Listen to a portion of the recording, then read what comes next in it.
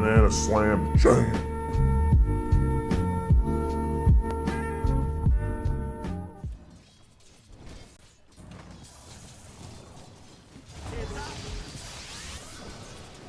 Okay.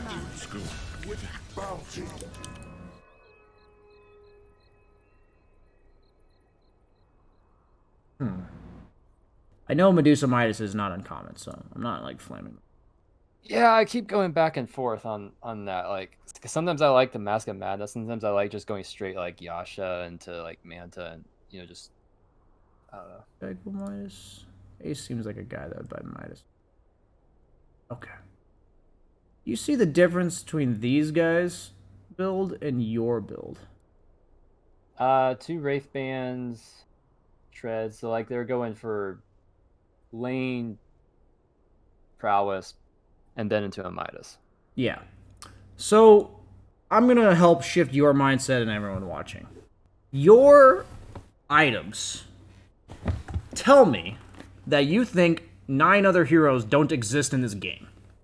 Basically. Okay, that's what you're telling me with your items. If you go Treads double Wraith into Midas, you are constantly scaling, constantly getting stronger, constantly doing a bit extra damage, attacking a bit extra, like a bit faster. This Doom is going to come back to a harder and harder lane. This guy is 1 level behind you, but aside from that, he's actually beating you in net worth, effectively. Effectively, he is beating you in net worth. That is insane. Okay, like that to me blows my fucking mind. Okay, I've seen this before. It's been a while, actually.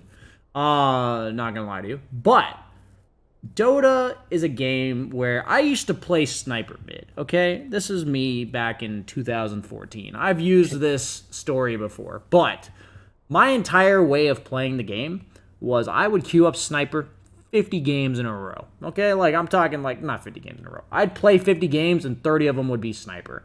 And I just loved going like a single Wraith Band into Midas Boots of Travel every single game.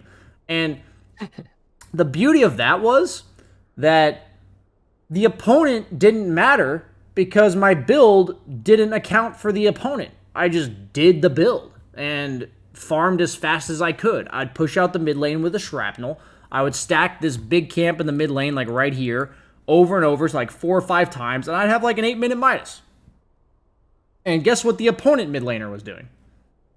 He was ganking the other lanes. And free farming and ganking the other lanes and doing whatever the fuck he wanted, right? A lot of people don't consider that Dota is all about how much you just fuck with the opponent while you're doing what you're doing. Like, what I mean by that is, if you have 40 extra attack speed here, you're getting every fucking deny. In the meantime, you're not only getting denies, you're also getting 4 extra pot shots on this Doom. And then at 6 minutes, this Doom that's died 3 times is losing his fucking tower. And then, like, effectively, your net worth ahead of this guy is way more than it would be with a Midas, right? Like, so I want your mindset to shift. I want you to watch. Not even watch. I actually want you to play these heroes with a copy-pasted fucking build of, like, if you want this Midas, if you want that to be a Yasha, I don't care. You can look at all the games in Pro Dota and you see Treads double Wraith into that item, right? You'll see Treads double Wraith Mask of Menace, Treads double Wraith into Yasha, Treads double Wraith into Midas. The point is this emphasis on always being strong.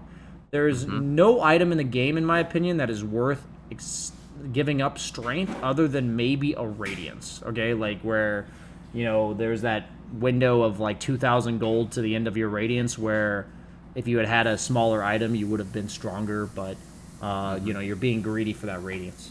But aside from that specific scenario, there's really no point in giving up that strength that you've established at any point. By buying a Midas this early, not only are you relinquishing strength upon this Doom, but you're also making it so there's maybe this window where he gets 6 and all you have is like Midas brown boots and he kills you. Like that's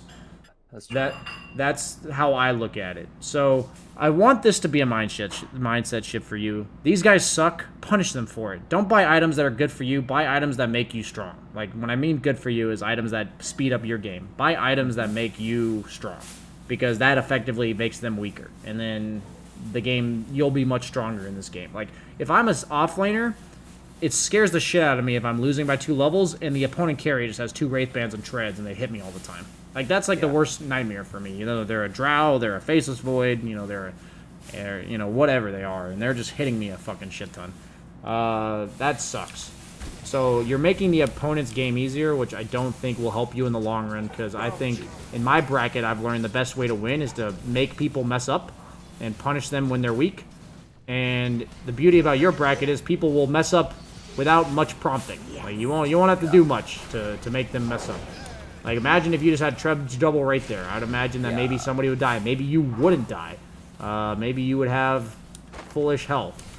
It's hard to even imagine, because you probably could have hit this Doom 10 times in the last 2 minutes that you haven't hit him here, and he would be 200 health instead of 600, and then, you know, maybe he just dies walking up to your safe laner like that. People in your bracket aren't going to be prepared for that shit. Why? Because they're used to you and all the other carries playing like this.